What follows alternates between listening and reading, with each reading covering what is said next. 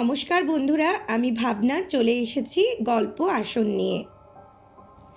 গল্প আসনে চলছে সিংহাসনের গল্প। গল্প আসনে চলছে সিংহাসনের গল্প, মানে ৩২ সিংহাসনের গল্প। জানো তো বন্ধুরা, রাজা বিক্রমাদিত্যের একটা সুখ পাখি ছিল।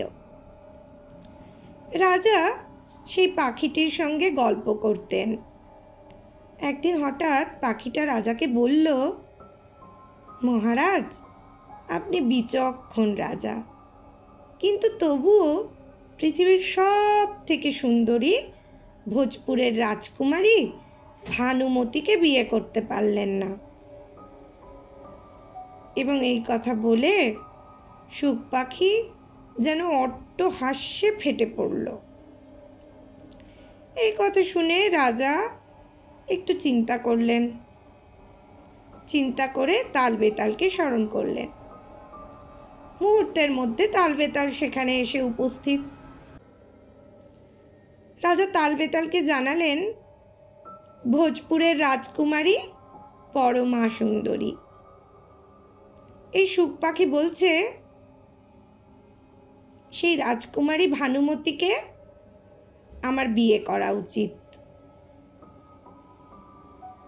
তোমরা কি বলো, আমার কি সেখানে গিয়ে ভানুমতিকে বিবাহ করা উচিত?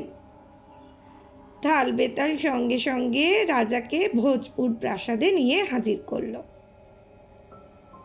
প্রাসাদে রাজা বিক্রমাদিত্য পরিচয় দিতেই ভোজপুরের রাজা মহা খুশি। এবং তিনি যখন তার আকাঙ্ক্ষার কথা জানালেন, তখন ভোজপুরের রাজা বললেন, এ তো আমার পরম সৌভাগ্যের কথা, কিন্তু আমার কন্যার ভীষণ প্রতিজ্ঞা, যে তাকে বাজিতে হারাতে পারবে সে তাকেই বিবাহ করবে। তখন রাজা বিক্রমাদিত্য জানতে চাইলেন, কি প্রতিজ্ঞা রাজকুমারীর? তখন ভোজপুরের রাজা বিক্রমাদিত্যকে বললেন, সেই প্রতিজ্ঞার কথা তো বলা যাবে না, কিন্তু আপনাকে সব সময় চোখ কান খোলা রাখতে হবে মহারাজ। যদি আপনি বাজিতে জিততে পারেন তবেই তাকে আপনি বিবাহ করতে পারবেন। সম্মত হয়ে রাজা বিক্রমাদিত্য সেদিনের মতো একখানি সুন্দর ঘরে ঘুমিয়ে পড়লেন। ভোজপুরের সুন্দর রাজপ্রাসাদ, সেখানে মহারাজ বিক্রমাদিত্যের অনায়াসেই ঘুম পেয়ে গেল। এরপরে সকালবেলা উঠে তিনি তৈরি হয়ে রাজপ্রাসাদে যাবার সময় হঠাৎ করে দেখলেন তার সামনে একটা ভয়াবহ নদী, তাতে প্রচুর কুমির আর হাঙ্গর রয়েছে। মহারাজ ভাবছেন, কিভাবে এই নদী পার হওয়া যায়। হঠাৎ করে দেখছেন একজন নারী একটি নৌকা নিয়ে তাকে ডাকছেন, মহারাজ, রাজসভায় যেতে হলে উঠে আসুন নৌকায়।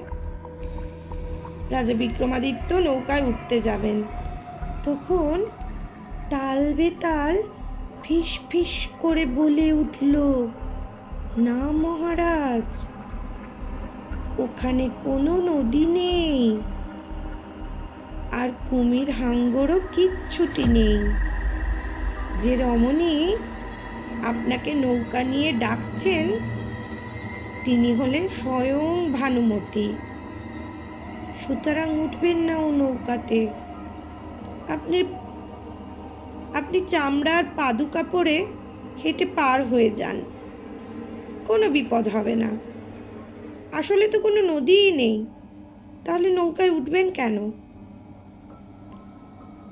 মহারাজ বিক্রমাদিত্য সেই নারীর ডাকে কোনো রকম সাড়া না দিয়ে নিজেই নিজের পায়ে হেঁটে সেই নদী পার হয়ে চললেন।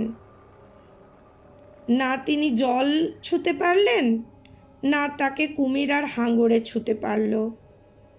সুন্দর পাদুকা পরে হেঁটে পার হয়ে গেলেন নদী। কোনো বিপদ হলো না। কিন্তু নদী তো পার হলেন, খানিকটা সামনে এগোতেই দেখছেন একটা বিরাট বাগান, তার মধ্যে একটা সুন্দর প্রাসাদ। ওই প্রাসাদ থেকে সেই নারী ডাকতে লাগলো মহারাজকে। মহারাজ যেন কিছুতেই ভানুমতির এই ডাক উপেক্ষা করতে পারছেন না। ডাক শুনে তিনি প্রাসাদে ঢুকতে যাবেন, তখন পুনরায় তালবেতাল সেখানে এসে হাজির হলো। আবার রাজার কানে ফিসফিস করে বলতে লাগলো, যাবেন না মহারাজ, আপনি এখানে দাঁড়িয়ে মলমূত্র ত্যাগ করুন, দেখবেন সঙ্গে সঙ্গে সব কিছু মিলিয়ে যাবে, একেবারে ভোজবাজির মতো। সত্যিই তাই। মহারাজ যেই না এই অপকর্ম করা শুরু করেছেন, তখনই দেখছেন কোথায় রাজপ্রাসাদ আর কোথায় বা সেই নারী। কোথাও কিছু নেই, সব মিলিয়ে গেল। তখন রাজা বিক্রমাদিত্য রাজসভায় উপস্থিত হতে পারলেন। এক সময় উপস্থিত হয়ে তো অবাক, 100 জন সুন্দরী নারী ফুলের মালা নিয়ে দাঁড়িয়ে আছেন। আর রাজা অবাক হয়ে ভাবছেন, কে ভানুমতি, কোথায় সেই রাজকুমারী?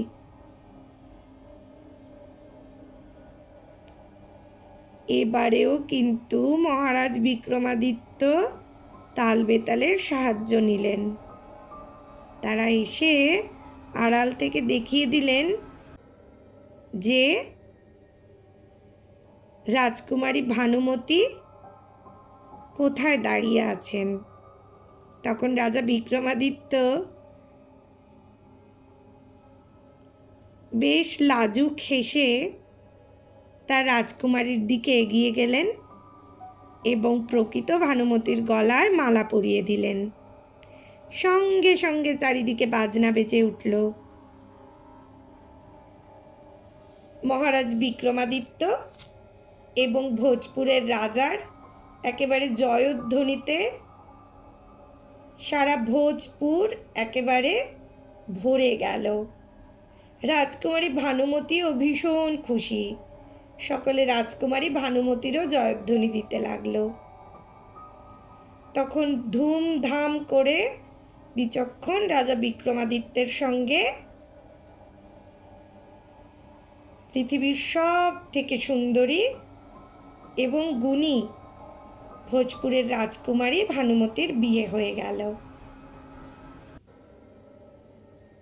বিয়ের পরে রাজা আর রানী উজ্জয়িনীতে ফিরে এলেন। আর ফিরে এসে যখন সুখ পাখির সঙ্গে রাজা বিক্রমাদিত্য কথা বলছেন, তখন সুখ পাখি রাজা বিক্রমাদিত্যকে